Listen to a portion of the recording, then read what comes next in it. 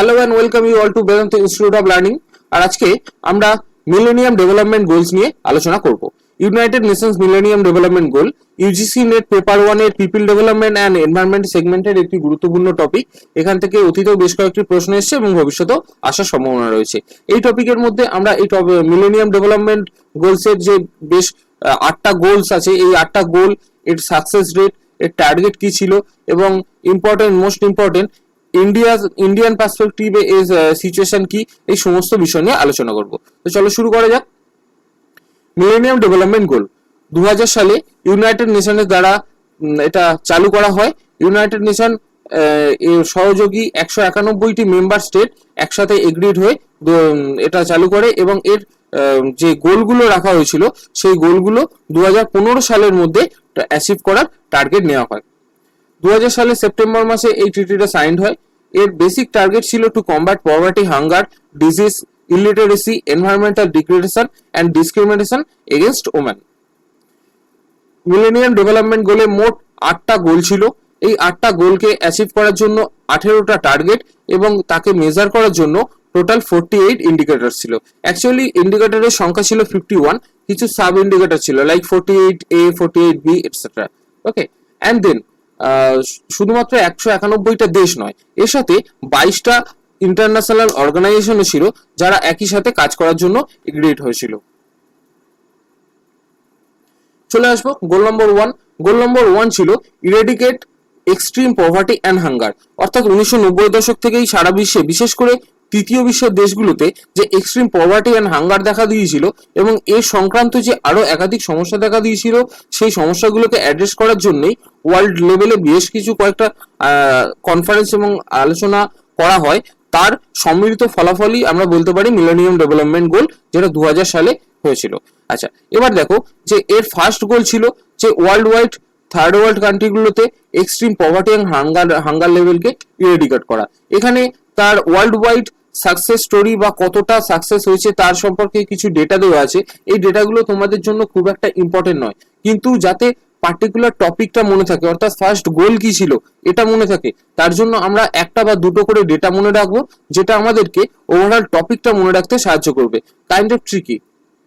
ওকে, দেখো এখানে একটা জিনিস দেখা যাচ্ছে যে extreme poverty rate in developing countries 1990 সালে ছিল 47%।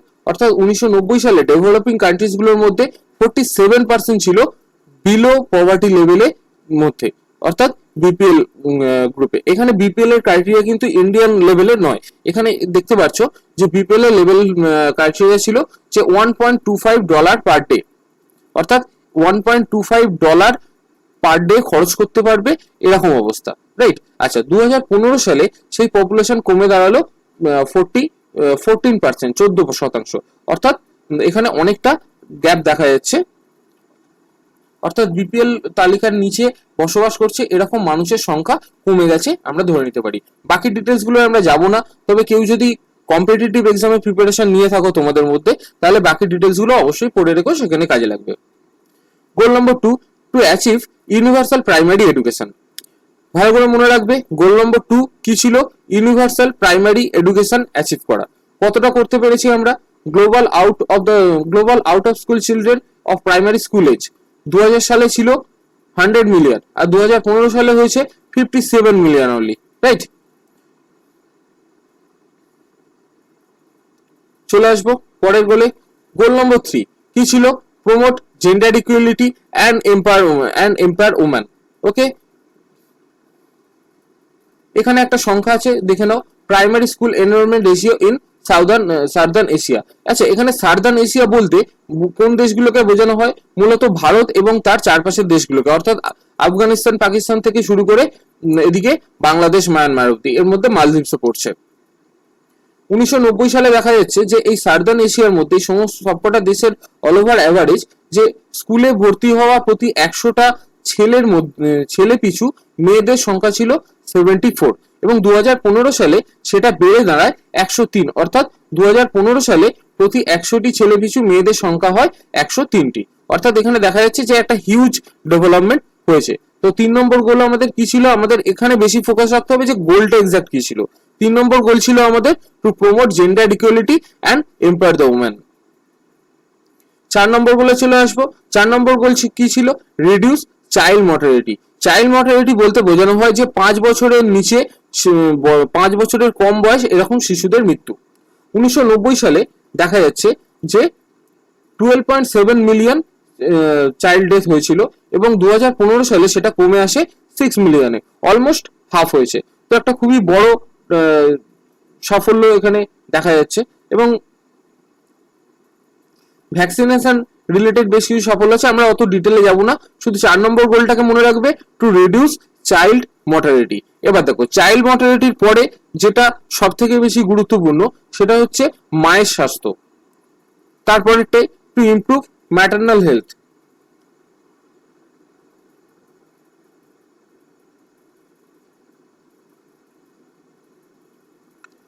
Okay. The global maternal mortality ratio, death per 1 lakh live birth. ওকে, অর্থাৎ প্রতি 100টি মাউস কাজ করছে না। ওকে, প্রতি 100টি লাইভ বার্থ পিছু কতজন করে মারা যাচ্ছে। দেখো 1990 সালে এটা ছিল 380, 2000 সালে 330 এবং 2013 সালে 210 কমেছে। তো আমাদেরকে কোনটা বেশি করে মনে রাখতে হবে? গোল নম্বর 5, ইমপ্রুভ ম্যাটারনাল হেলথ। গোল নম্বর 6 এ চলে আসবো, two combat HIV, AIDS, malaria and other diseases. Global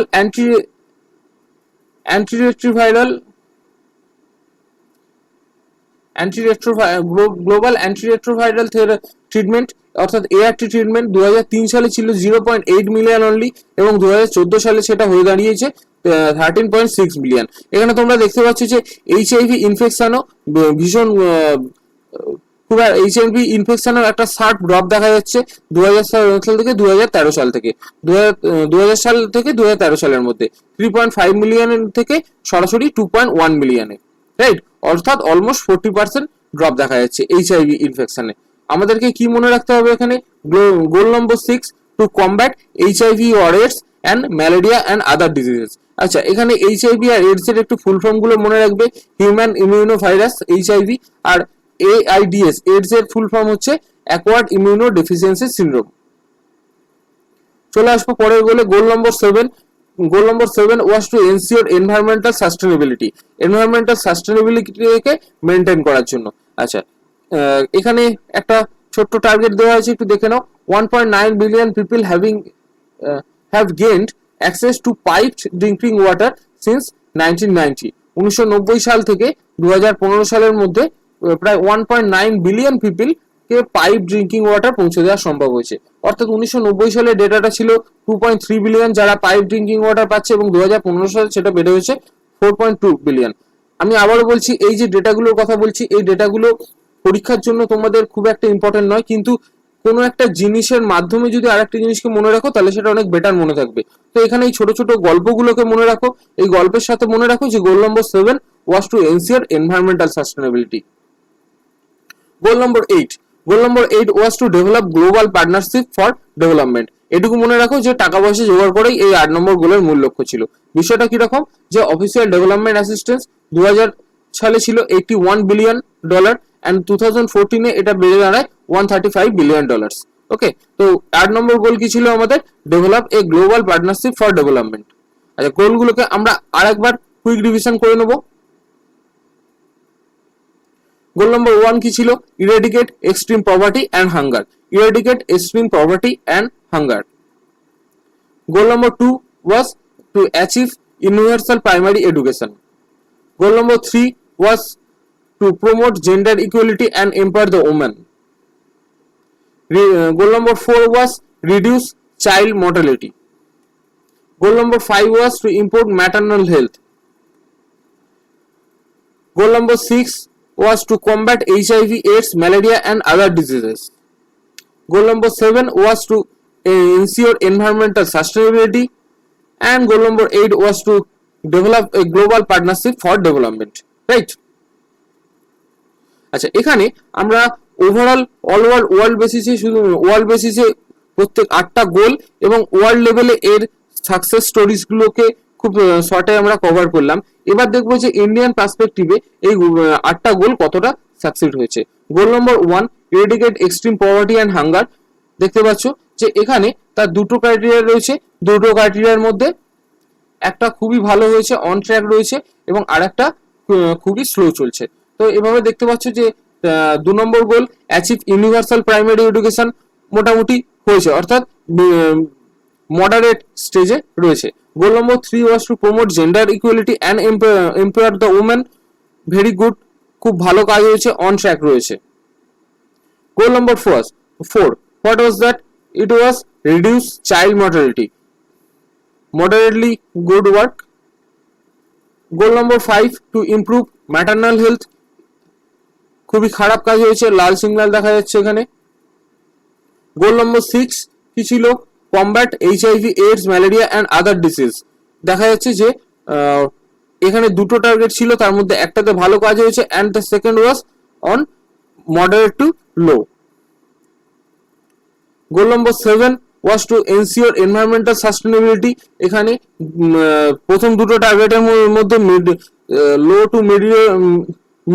low to moderate work হয়েছে, এবং 3 নম্বরটাকে কিছুটা পোস্টপোন করা হয়েছে। গোল নম্বর 8 to develop a global partnership for development. India এখানে বেশ ভালো কাজ করেছে, রাইট? আচ্ছা, এরপরে আমরা একটু এই 8টা গোলের যে কিছু ক্রিটিসিজম আছে, সেই ক্রিটিসিজমকে খুব শর্টলি একটু দেখে নেব। দেখো, বেশ কিছু ক্রিটিসিজম এখানে আমরা দেখতে পাচ্ছি।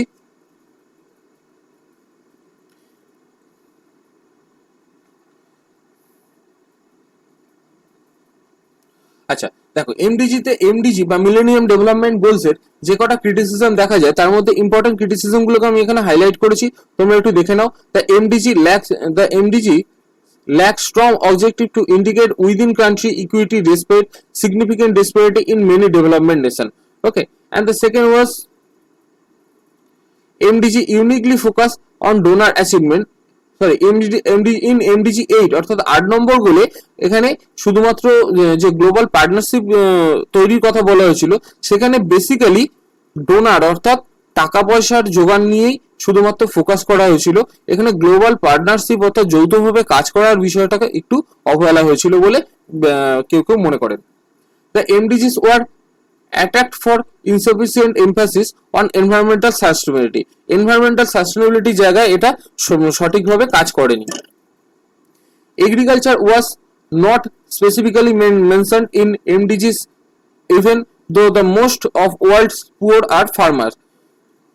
আমার মনে হয় যে এমডিজির বা মিলেনিয়াম ডেভেলপমেন্ট গোলের যে কটা ক্রিটিসিজম আছে, তার মধ্যে সব থেকে পাওয়ারফুল এবং সব থেকে বাজে দিক হচ্ছে এইটাই, যেখানে দেখা যাচ্ছে যে ওয়ার্ল্ডের সব থেকে বেশিরভাগ গরিব মানুষ ফার্মার, কিন্তু তবুও এগ্রিকালচার রিলেটেড কোনো ডেভেলপমেন্টের কথা এমডিজির গোলগুলোর মধ্যে ছিল না। আরো কিছু ক্রাইটেরিয়া আছে, সেগুলোকে একটু দেখে নেব। Lack of legitimacy. ওকে, বিষয়টা কি রকম? যে অনেক দেশে দেখা যাচ্ছে যে এই এমডিজির গোলগুলোকে প্রপারলি ইমপ্লিমেন্ট করা হয়নি, এবং একটা পলিটিক্যাল আনউইলিং দেখা গেছে, অর্থাৎ সঠিকভাবে বৈধতা দেওয়া হয়নি। Second, human rights. MDG may under emphasis the local participation and empowerment other than women's empowerment. আসলে এখানে বলা হচ্ছে যে এখানে এমডিজিতে যেমন প্রপারলি স্পেসিফিক্যালি ওম্যান এম্পাওয়ারমেন্টের কথা বলা হয়েছে, কিন্তু এত বড় স্কেলে যখন কাজ হচ্ছে, সেখানে ওভারঅল লোকাল পার্টিসিপেশনের মাধ্যমে সাধারণ মানুষের এম্পাওয়ারমেন্টটাকেও গুরুত্ব দেওয়া যেতে পারত। Human capital. এমডিজি 2 অর্থাৎ MDG second goal basically focus করেছে কোথায়? প্রাইমারি এডুকেশনে, এবং প্রাইমারি এডুকেশনে একটা ভীষণভাবে ডেভেলপমেন্ট করার ফলে, প্রাইমারি এডুকেশনে বেশি করে ফোকাসড হওয়ার ফলে অনেক সময় সেকেন্ডারি বা টার্সিয়ারি এডুকেশনে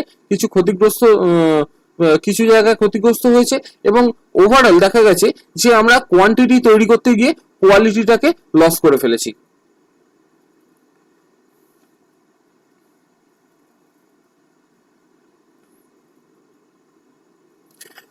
ওম্যান এম্পাওয়ারমেন্ট রিলেটেড জায়গায় দেখা যাচ্ছে যে এটা অনেক জায়গায় মনে করা হচ্ছে যে ওম্যান ডেভেলপমেন্টে মেনলি ফোকাস করা হয়েছিল যে ওমেনদের হেলথ এডুকেশন এবং পলিটিক্যাল রিপ্রেজেন্টেশন। এরকম বেশ কয়েকটা জায়গায় একটু বেশি ফোকাস হওয়ার ফলে আরো বেশ কয়েকটি জায়গা যেগুলো কিন্তু অনেক বেশি পরিমাণে উপেক্ষিত থেকে গেছিল।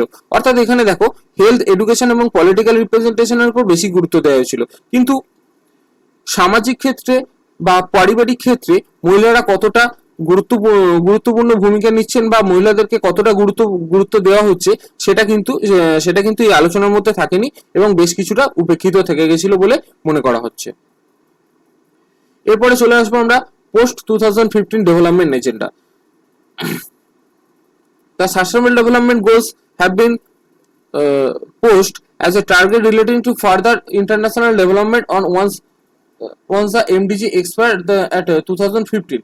2015 সালে MDG এক্সপায়ার করার আগেই 2012 সালের 31শে জুলাই তৎকালীন ইউনাইটেড নেশন সেক্রেটারি জেনারেল মান কি মুন আরেকটা নতুন ডেভেলপমেন্টের প্ল্যান করেন এবং সেটাই হচ্ছে সাস্টেনেবল ডেভেলপমেন্ট গোলস, যেটা আমরা আমাদের পরবর্তী ভিডিওতে দেখব।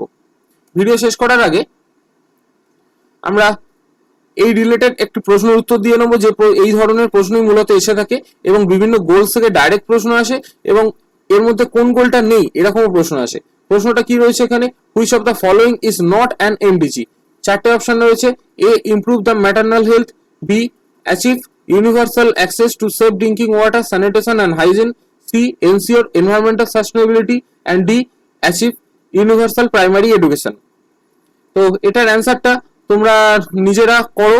আমি আশা করবো যে তোমরা সবাই এটা প্রপারলি অ্যান্সার করতে পারবে এবং অ্যান্সার করে আমাকে কমেন্টের মাধ্যমে জানাও।